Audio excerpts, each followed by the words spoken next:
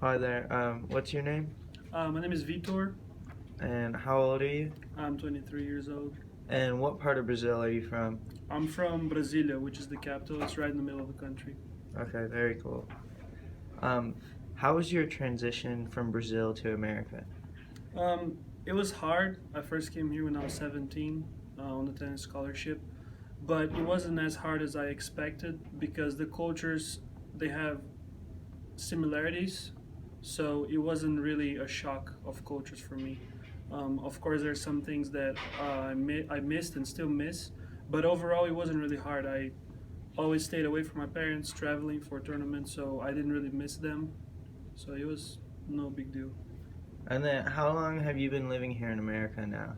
Um, I came here fall 2012, so almost 5 years and a half. And how do you think that you've adjusted to the American way? Oh yeah, definitely. After 5 years, you learn the ways and the culture. You know how to behave socially. You know there's some differences. So yeah, I can say I'm almost half American. And then what would you say was your biggest struggle you had coming here to America? Um, I think the biggest struggle was the language because I never took English classes in my life. I learned English by myself, just watching movies and listening to music, reading. So I thought I was pretty fluent when I came, but I could understand the classes and I could understand my coach. But talking on the phone or talking to foreign people or talking to teenagers, American teenagers, were super hard because they speak so fast.